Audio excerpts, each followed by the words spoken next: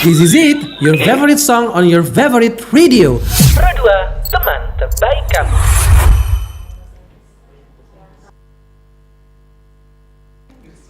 Sembilan 96,8 FM Pro dari Makassar, teman terbaik kamu.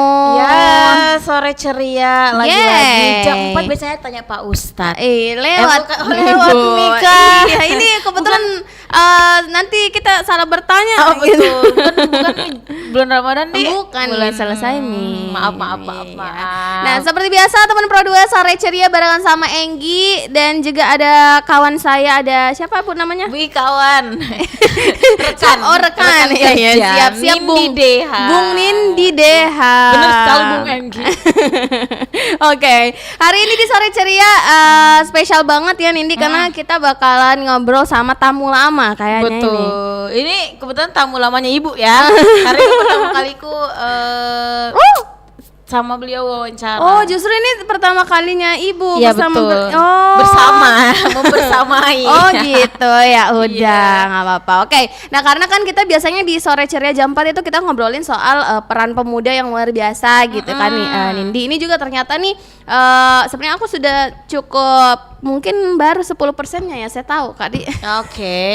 Prestasi-prestasi beliau ini ternyata banyak banget. Nah ini kita bakalan lebih ngulik lagi. Kemarin saya tuh ngobrolnya di zona komunitas, jadi ngobrolin soal komunitas bahasa Inggrisnya. Dan ini kita bakalan ngobrol lagi secara personalnya Nindi. Betul. Ini yang paling ditunggu-tunggu kayaknya ya untuk semua teman Pro 2. Langsung aja the one and only. Aku lupa nama flyernya siapa. Soalnya namanya beliau banyak banget. Oke, kalau kemarin aku manggilnya Kak Dia. Hai. Halo Kak. Selamat sore. Selamat sore. Gimana kabarnya? Kebalik ya? Kita ngomongin deh Kak, saya mau yang ditanya-tanya Apa deh. biasa juga mau jadi tanya-tanya ngomong ya. Apa kabar Kak Dias? Alhamdulillah baik, minal aidin ya. Minal Wal aidin, maaf lahir dan amin. batin. Masya Allah. Ya kita ketemu pas betul-betul habis Lebaran gitu Yes. ya. Dan bintang tamu pertama Pro 2 di bulan after Lebaran ya. Lebaran. Yeay. Kita halal bihalal dulu kalau gitu ya. Kita cabut dulu nih. Nggak usah. Nggak usah di sini aja. Oke, baik ya Kak Dias hari ini ya. Baik, alhamdulillah baik. Hari ini juga cuaca tuh, tapi tadi siang panas Ki. Iya, tadi siang sempat panas tapi nggak panas-panas banget juga sebenarnya. Makanya saya ketiduran, maaf ya. Astaga. Too much information. Oke, siap. Nah, Ada apa Pro 2. kegerangan? Jadi Kak Dias ini adalah kalau misalnya kamu udah pernah dengerin waktu di zona komunitas, beliau ini adalah founder dan juga owner dari BEMC ya. Yes, Itu betul. aku lupa kepanjangannya Kak. Apa sih namanya BEMC itu? BMC Bridge English Meeting Club Indonesia. Bridge English Meeting Club Indonesia. Ya, betul. Oke, komunitas bahasa Inggris. Nah, dan itu kalau nggak salah gretong ya Kak, gratis. Ya. Yes. Gretong. Gora. Itu dia. Gora. Kalau kita gora, Betul. tidak dipungut biaya apapun, Nah. tapi insya Allah punya makna gitu ya kan. Nah seperti apa? Mungkin kita kilas balik dulu sedikit ya sebelum masuk ke perjalanannya Kak Dias. Jadi seperti apa BEMC itu sendiri Kak? Ya, jadi BMC itu adalah terima kasih ya Nindi. Iya Kak. Ya, ini main keroyokan Ayo, ya juga lawan saya. Iya. Ya, jadi kita sebutnya apa sih? Saya lupa kalau Teman Pro 2. Teman Pro 2 Pro 2. ya. Jadi teman Pro 2 kalau misalnya kita ngomongin BMC itu adalah salah satu komunitas bahasa Inggris non profit publik ya yang ada di Sulawesi Selatan khususnya di Kota Makassar. Ya kan ada beberapa sebetulnya. Dulu sih sebetulnya banyak ya, cuman seiring berjalannya waktu semakin sedikit gitu. Nah, alhamdulillah BMC ini yang tadi kepanjangannya adalah Bridge English Meeting Club Indonesia ini hadir membawa angin segar gitu, dan ini udah hampir 1 tahun, baru seumur jagung sih sebetulnya, tapi alhamdulillah ada panggilan hati untuk mendirikan ini seperti itu. Jadi komunitas bahasa Inggris, belajar bahasa Inggris gratis deh gitu. Oke. Kalau anggotanya sekarang udah berapa banyak mungkin Kak? Nah, kalau partisipan itu tidak dibatasi. Kalau untuk anggota grup itu hampir 1.000. Masya Allah. Iya, banyak hampir juga. 1.000 di grup WhatsApp. Oh, oke. Kemudian untuk partisipan itu silih berganti datang. Nah, kalau untuk pengurus itu sekitar 40 sampai 50. Oke, pengurusnya aja udah banyak Iya. ya. Kalau ngumpul apalagi sama ada partisipannya itu bisa bikin acara ini. Iya kayaknya. memang bisa bikin halal bihalalnya tuh sangat besar gitu. Tapi kan memang yang seingatku di sana cara belajarnya memang seru gitu ya Iya, Kak Dias ya. fun banget. Jadi memang berbeda dari cara belajar biasanya gitu nih. Ada apa aja metodenya emang Kak? Penasaran. Ya, jadi kita sedikit flashback ya.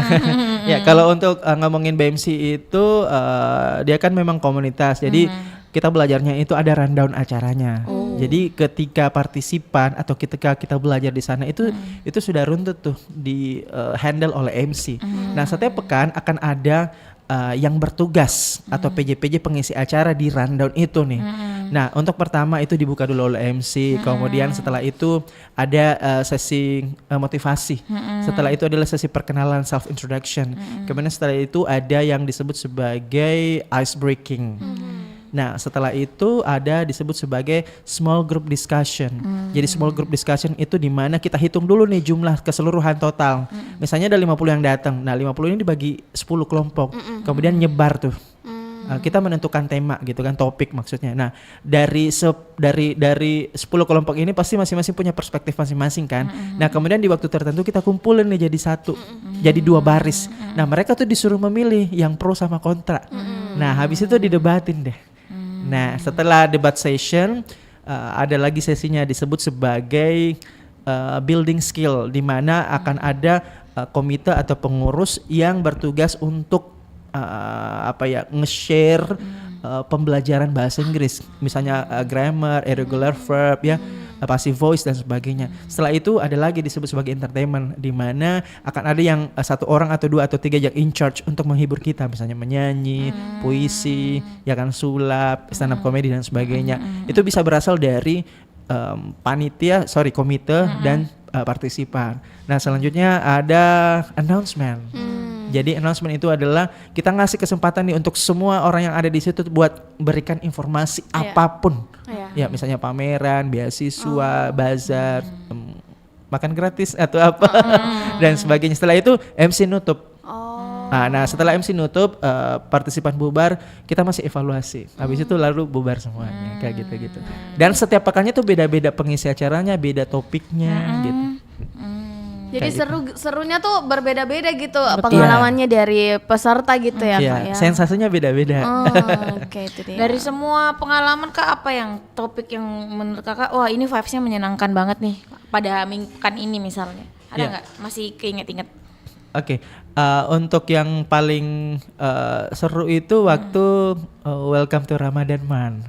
Karena kita ngebahas tentang segala sesuatu yang berhubungan dengan Ramadan, termasuk culture masing-masing di setiap daerah, suku-sukunya, apa kebiasaannya. Dan ternyata teman-teman masih ada yang melestarikan budaya seperti main lapu-lapu, itu main apa sih namanya, yang tembak-tembak yang meriam-meriam yang gede itu di kampung. Iya, dan sebagainya. Jadi setiap tema itu unik sih seperti itu. Seru sekali. Belajarnya selasar loh. Kita melantai kayak piknik. Oke, kayak piknik. Jadi lebih nyatu ya. Lebih kayak nggak ada senior, nggak ada junior, pokoknya semuanya partisipan dan komite sama gitu ya. Kalau aku karena baru bahas MC ya, jadi aku banyak-banyak nggak apa-apa ya. Nggak apa-apa, soalnya aku kemarin kalau BMC cukup banyak aku nanya-nanya karena komunitas. Bener gitu. ya. Iya, silakan. Nah, kalau misalnya ada yang mau join Kak, terus masih malu-malu dengan skill bahasa Inggrisnya itu gimana? Ya, jadi kalau misalnya mau join itu gampang banget, tinggal follow aja dulu Instagramnya yang di BMC_official. Kemudian di situ bisa nanya apa aja. Nah, untuk yang bisa masuk itu karena ini kan gratis tanpa syarat ya, tanpa dibatasi usia, kemudian background pendidikan, suku, agama, ras, antar golongan, itu bebas. Jadi istilahnya kalau mau jadi partisipan itu tidak ada syarat. Nah, kemudian untuk jadi pengurus, nah itu baru ada syaratnya. Misal itu pun syaratnya sangat gampang, misalnya berusia 15 sampai 50 tahun, pengen belajar bahasa Inggris, kemudian tinggal di Maminasata. Maksudnya Maros, Makassar, Gua Takalar. Kalau di luar itu kami nggak terima karena kan pengurus itu harus tinggal di sekitar Maminasata gitu. Sewaktu-waktu kita ngebutuhin dan sebagainya. Aktif di organisasi, dan yang paling terpenting daftar dulu, ngisi link formulir dan kemudian ikut wawancara. Dan kebetulan sekarang kita lagi ngebuka batch 2 mulai sekarang sampai pertengahan Oktober karena wawancaranya untuk batch 2 di akhir Oktober. Wawancara untuk penyeleksian. Oke. Kayak gitu-gitu.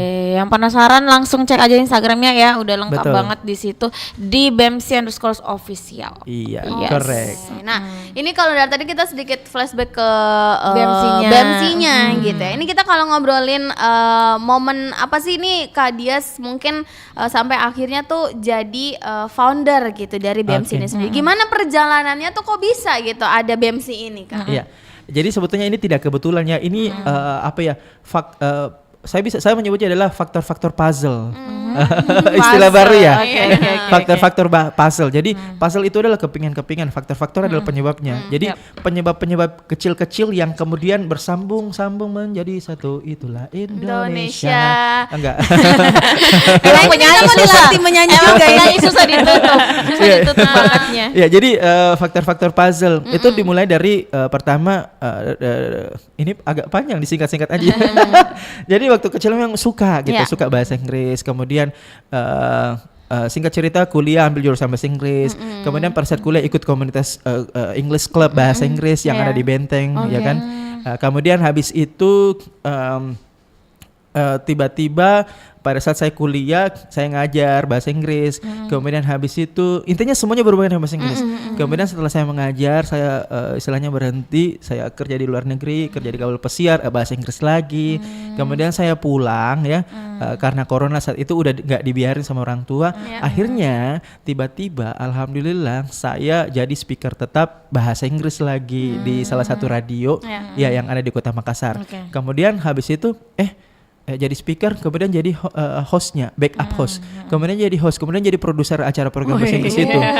Ya, seperti itu. Nah, singkat cerita setelah itu tiba-tiba belakangan kepikiran karena ada satu kondisi di mana saya selalu butuh speaker yang berbahasa Inggris, tapi ada satu titik di mana itu mentok. Jadi saya pikir, kayaknya saya harus produksi sendiri speaker deh. Jadi artinya singkat cerita saya buat dari BEMSI itu. Kemudian pada saat saya buat saya ngestok terus speaker. Tapi kadarullah ternyata di akhir tahun 2025 program bahasa Inggris itu udah nggak ada. Tetapi alhamdulillah BEMSI-nya lancar jalan. Dan insya Allah nanti bulan ini ya di pertengahan tanggal insya Allah kita akan lanjut program bahasa Inggris lagi. Jadi semakin kuat BEMSI-nya. Jadi singkat cerita adalah bahwa itu datang karena puzzle-puzzle faktor tadi gitu. Jadi faktor-faktor kecil yang kemudian menjadi satu akhirnya terbentuk ini. Dan memang alasannya juga di samping karena pengen buat pemberdayaan masyarakat, legasi, warisan sejarah yang bisa diturunkan ke anak cucu dan amal jariah. Itu kuncinya ada di kalimat terakhir.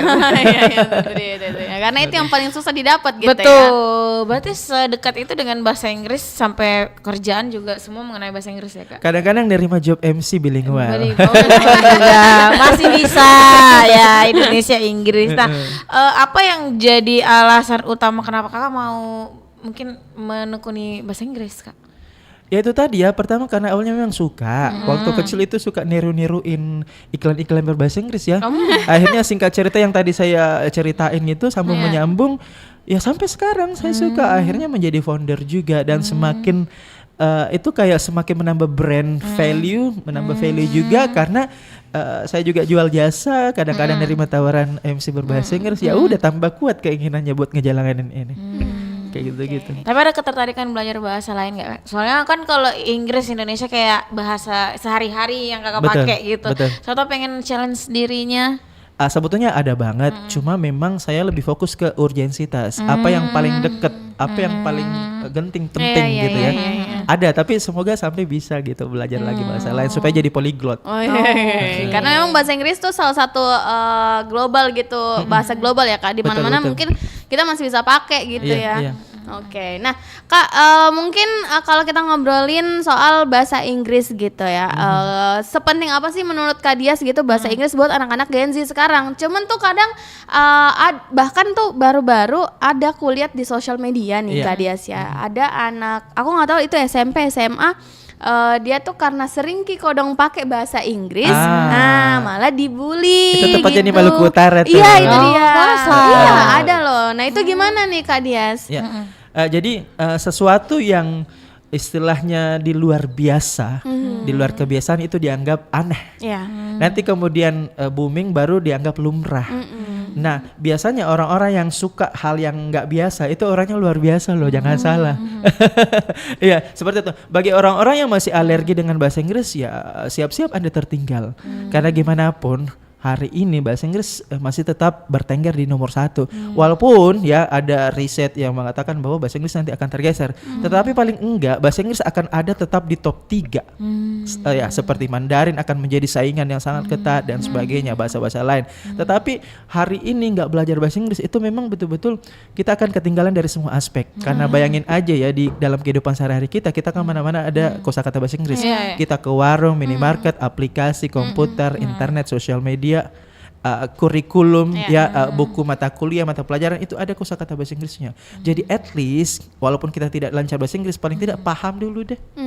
Jadi kalau dibilang penting urgent banget ya. Apalagi kalau kita misalnya pengen sukses, pengen level up karirnya dalam semua aspek, ya kudu mutlak deh belajar bahasa Inggris. Bahasa Inggris ya. Karena aku juga ngerasa kayak terhalang banget nih Kak ketika suka K-pop, suka Hollywood gitu ya. Harus nunggu ada translate-nya dulu lama gitu baru dinonton. Iya. Karena semua literatur yang ada di seluruh dunia itu istilahnya dari bahasa asal ke bahasa Inggris. Nah, kalau kita nggak tahu bahasa Inggris ya otomatis kita akan ketinggalan informasi betul, dong. Itu Kayak dia.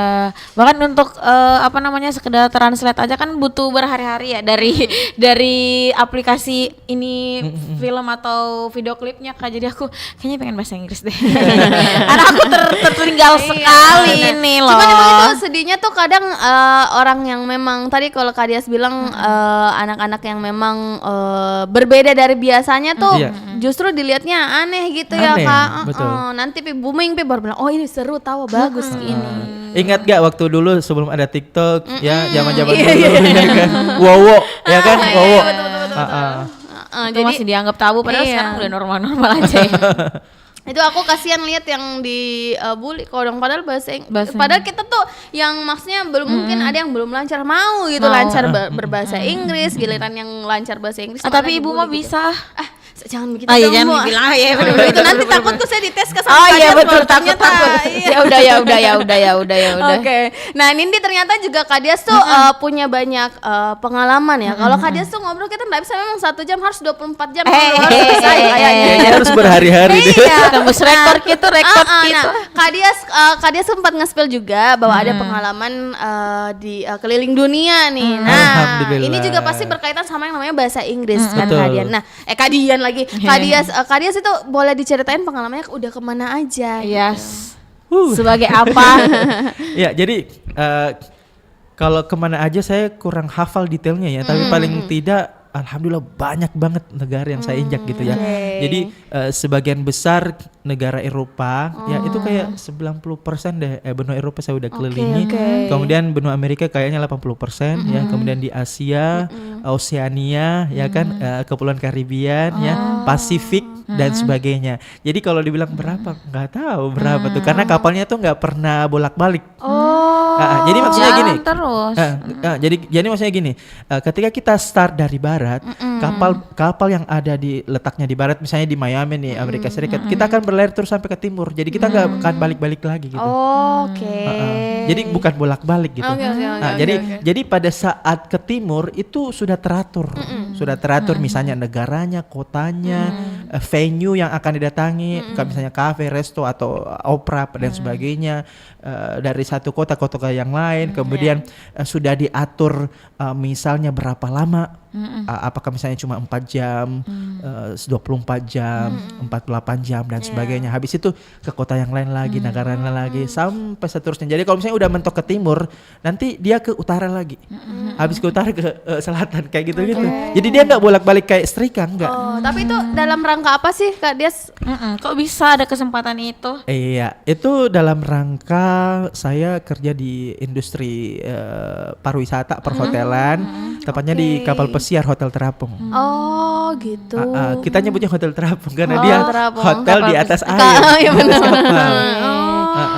Dan kerja di sana tuh di departemen housekeeping sekaligus jadi pendamping tamu.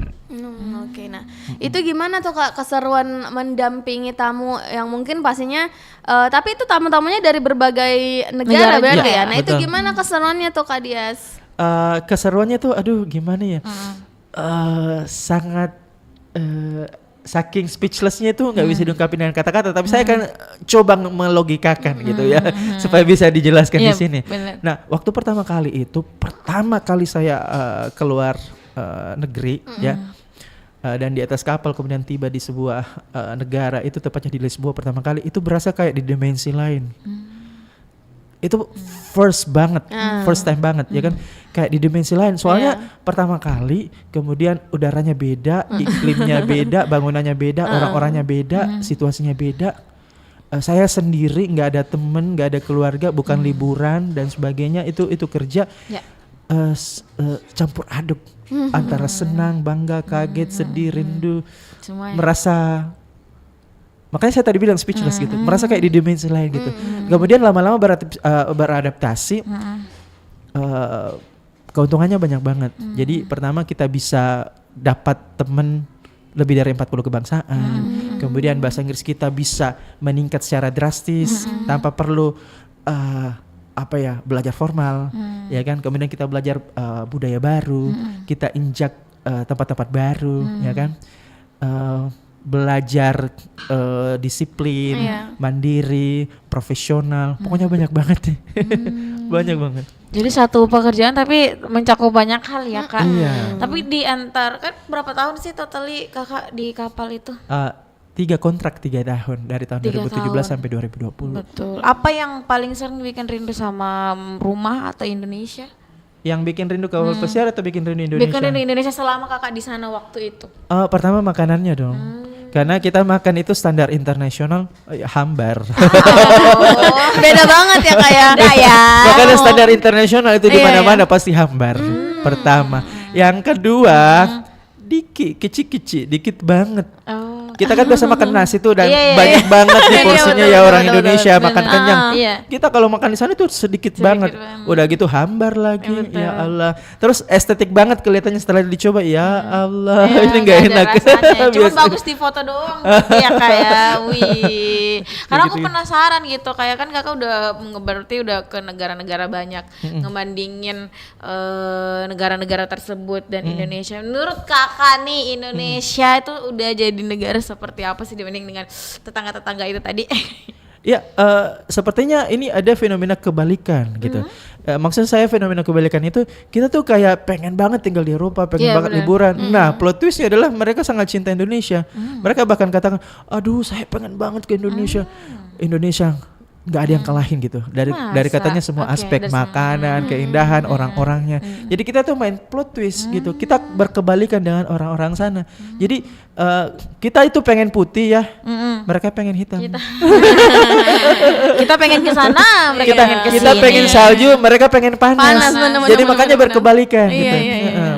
Nah, orang-orang sini pengen jodoh di sana. Orang sana pengen jodoh. Jodoh di sini, bener.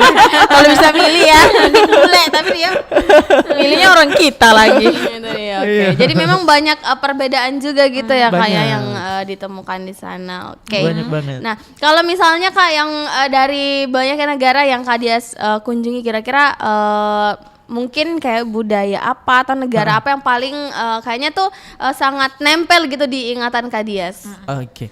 Yang pertama yang nempel itu Kuba.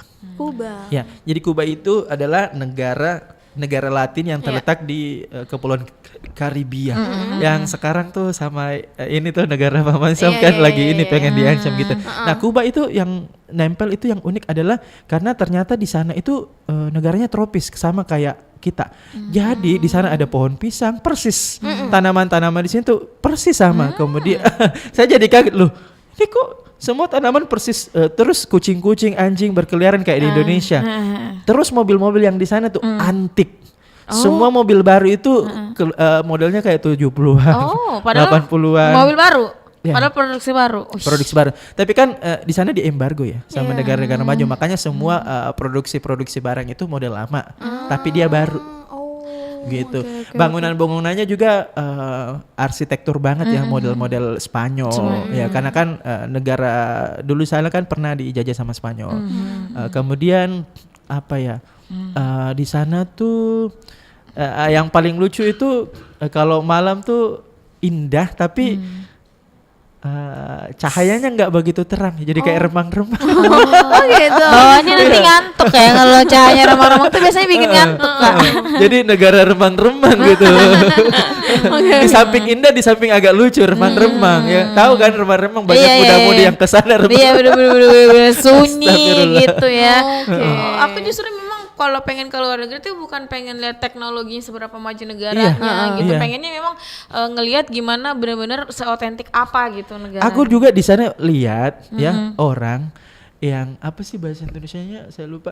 Enggak, kalau orang sini tuh cari kutu. Aku juga dapetin orang di sana cari kutu. Orang Oh, Latin. ada. Oh, ya. itu. Orang Latin ya. itu masih bener-bener kayak kalau di sini kan depan rumah Makanya saya sampai ngakak lucu. Hah? Heeh. Sama. Oh, sampai. Memang kutu adalah permasalahan dunia. Masalah internasional ya. Internasional. Oke.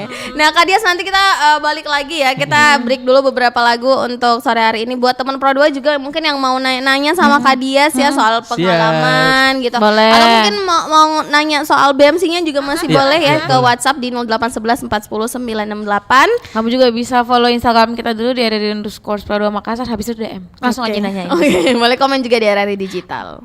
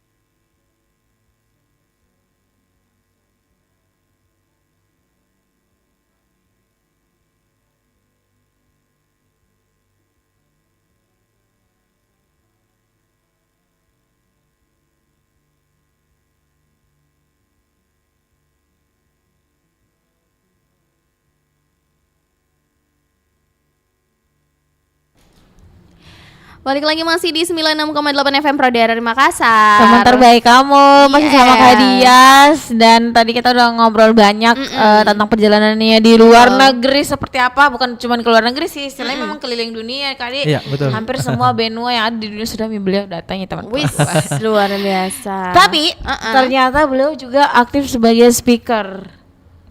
Baik itu di dunia radio maupun televisi nggak sih Kak? Akhir-akhir ini aku sering Kok lihat di-spill semua sih? Di TV. Kirain mau bahas BMC atau kabel pesiar doang. Kalian aja gitu Iya, ya iya, kan. iya. Nah ini karena bahasnya sebagai hosting. Nah mungkin boleh diceritain Kak, kok dari awal itu TV dulu atau radio dulu apa kebalikannya? Apa radio Iya, dulu? enggak. Jadi dari kecil itu suka MC. Iya, oke. jadi dari kecil sebelum masuk ke industri udah nge-MC sih sebetulnya, tapi di sekitar rumah aja, di kampung, di kelurahan, RT RW. Singkat cerita kemudian sekolah setiap ada kegiatan di sekolah nge-MC, kemudian di kampus setiap ada kegiatan di kampus nge-MC. Tapi belum masuk ke industri yang berbayar itu ya, yang profesional itu. Kemudian singkat cerita setelah tamat sarjana baru kemudian terjun ya pada saat masih kuliah, pada saat masih kuliah sudah terjun ya di dunia profesional sebagai MC. Cuma memang pada saat itu karena bidang selalu berubah-berubah. Artinya saya menekuni MC, saya terjun tapi tidak sangat serius. Berbeda dengan sekarang. Sekarang sangat serius karena itu bagian daripada mata pencaharian. Oh iya. jadi sangat serius. Kalau dulu kan nyantai aja kan. Maksudnya mau nge-MC atau enggak masalah, enggak dipikirin. Sekarang ditarget gitu. Asik. Sekarang kayak berdoa-doa bikin semua nggak ada jam gitu. Iya, jadi awalnya MC dulu, Iya. kemudian waktu zaman-zaman SMA sampai kuliah itu aktif jadi moderator, kemudian jadi narasumber, mulai dari internal dulu di dalam kelas suka diskusi, kemudian di himpunan dan sebagainya, di sekitar rumah dan sebagainya. Dan singkat cerita di tahun 2020 saya ikut audisi presenter ya di Fajar TV. Ya, kemudian alhamdulillah di sana 2020 sampai 2022. Kemudian di saat tahun 2021 saya juga masuk di Net TV Sulawesi Selatan. Tahun 2021 sampai 2025. Kemudian tahun 2020 sampai 2025 saya aktif juga di Smart FM di program bahasa Inggris tadi. Kemudian tahun 2023 sampai 2025 dipercaya juga jadi produser. Kemudian dikasih juga program program komunitas juga ya. Dan terakhir tahun 2025. Tapi alhamdulillah setelah hibernasi apa? Setelah hiatus 3 Comeback bulan, lagi ya. 3 bulan comeback lagi di TVRI ya, satu program dan insya Allah pertengahan bulan ini dikasih lagi program di radio yang lain.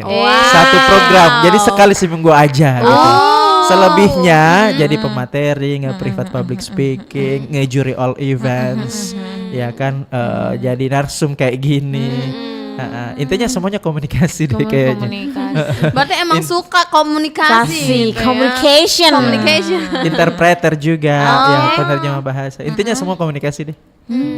Jadi kalau bisa dipikir-pikir sebenarnya memang dari dulu memang lebih duluan kenal public speaking dibanding bahasa Inggrisnya itu sendiri. Apa dia betul. berjalan bersama Kak di awal-awal?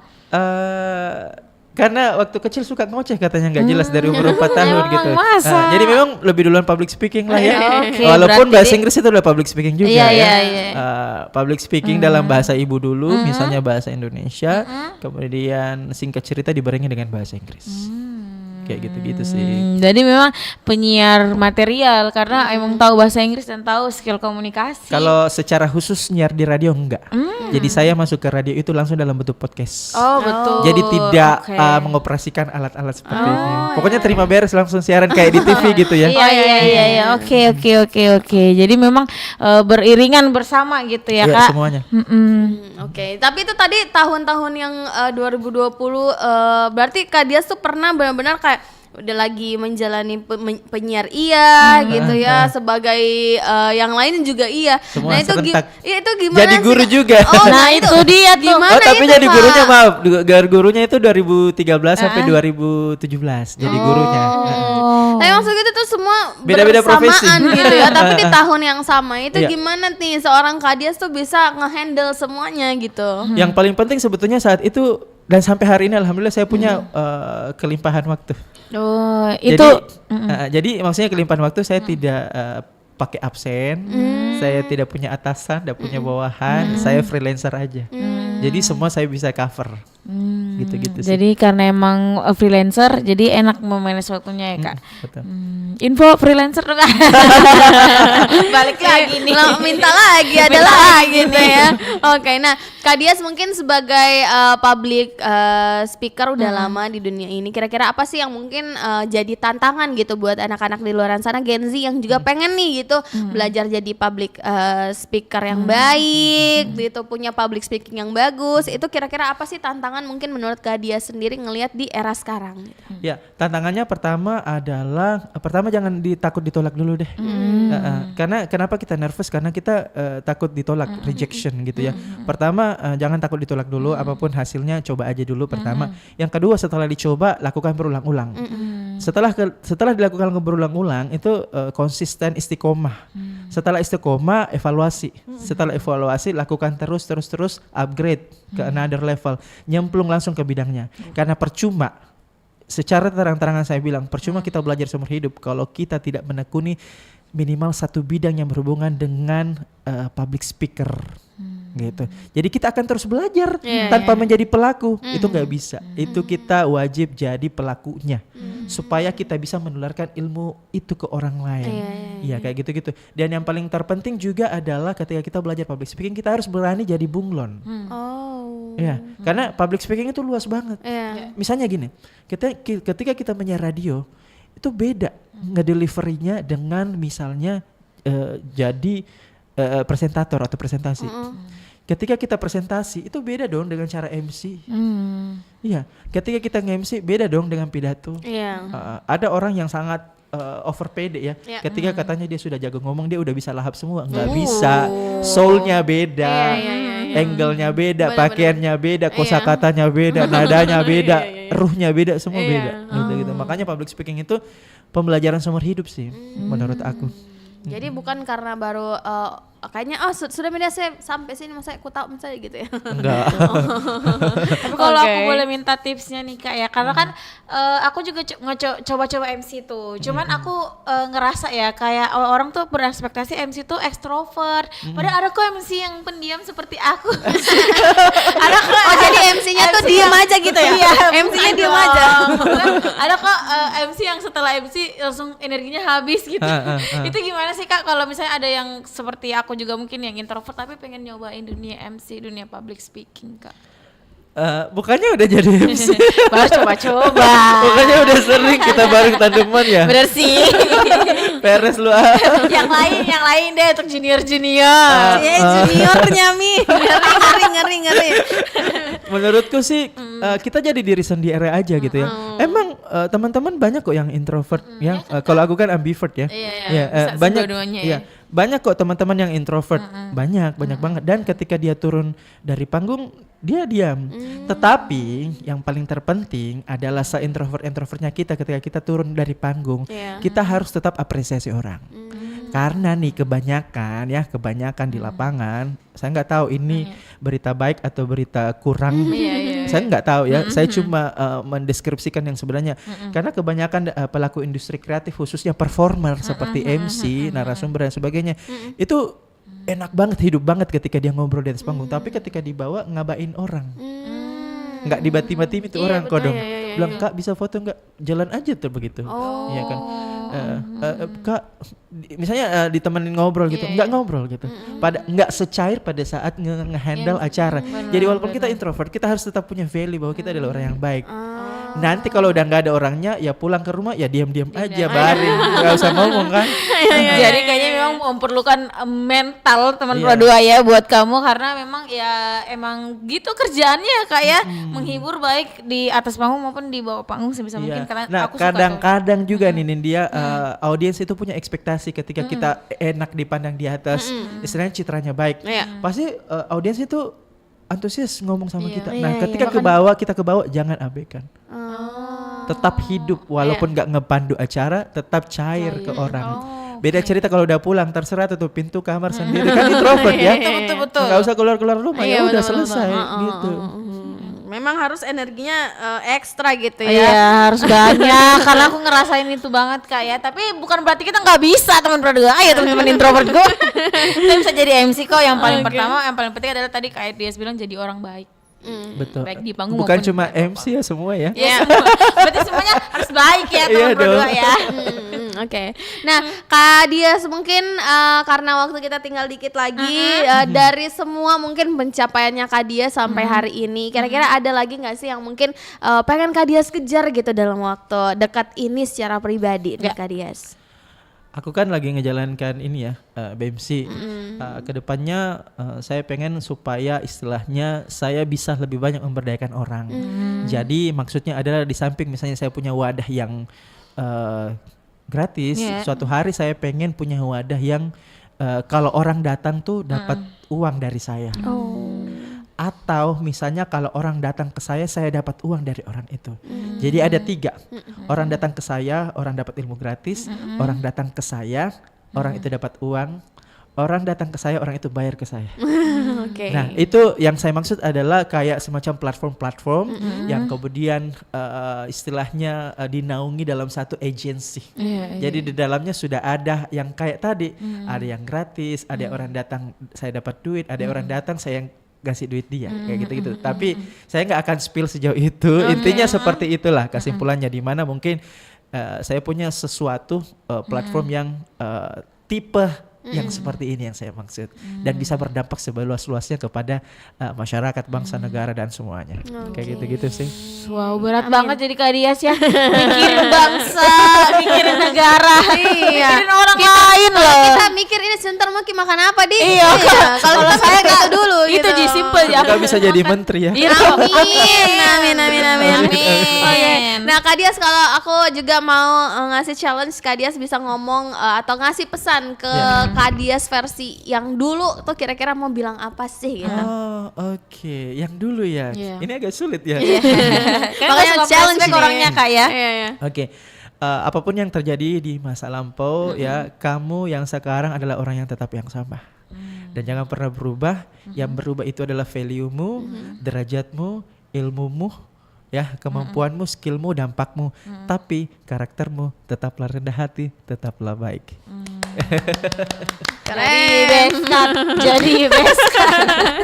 Oke, terakhir nih Kak Dias, mau ngomong apa sama mungkin teman-teman Pradua yang lagi ngedengerin gitu, yang ngelihat mungkin memang pengalamannya Kak Dias tuh yang banyak banget. Semoga ini bisa Panjang jadi banget. bisa jadi inspirasi ya Nindi, Iya. karena biasanya tuh anak-anak Gen Z misalnya nih Kak, dia sudah ada di titik A, dia udah puas banget, mana oke main nih dengan segala macam yang kumiliki sekarang. Nah tapi ngelihat Kak Dias tuh kayaknya semua hal tuh dicoba gitu ya betul. kan, jadi punya pengalaman yang sangat banyak. Nah kira-kira apa yang mungkin Kak Dias mau sampaikan ke teman-teman Pradua nih? Iya, selama masih muda coba semua hal ya, tetap rendah hati tentunya, kemudian explore semua hal, jangan pernah istilahnya putus asa, hargai proses karena proses akan membentuk kita ke depan, dan istilahnya jangan cepat puas. Seperti itu, manjada wajada ya, kalau kita serius betul-betul insya Allah nanti akan panen, akan indah pada waktunya. Wih, amin. Oke. Udah lengkap kayaknya semuanya Iya. kita ulik habis Kak Dias hari ini. Semoga masih ada waktu lagi dipertemukan, ada hal Amin. baru lagi yang bisa diceritain. Masih banyak. Masih banyak. Masih banyak. Tadi kan gitu. terakhir BMC katanya sekarang lagi buka batch 2 ya Iya, Kak betul. Dias. Nah itu sampai di Pertengahan Oktober. Pertengahan Oktober tahun ini. Iya.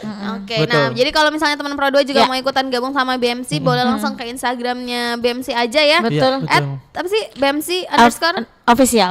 Underscore Nanti official. tanya-tanya aja di situ, nanti kemudian dikasih nomor WhatsApp dan dikirimkan link, dan silakan bagi yang mau jadi pengurus boleh ngisi formulir online. Bagi yang mau jadi partisipan saja silakan. Ayo. Boleh. Ayo. Oke, kalau gitu kita udah harus pamit. Terima kasih banyak Kak Dias, sukses selalu. Sama-sama Enggi. Mimpinya juga semoga menjadi kenyataan ya Kak Dias. ya. Amin ya rabbal alamin. Kalau gitu Kak Diasnya pamit dulu ya teman Pradua. Bye, teman-teman Nanti Pradua. kamu bakalan tetap ditemenin sama Enggi sama Nindi sampai di jam Sampai jam 8.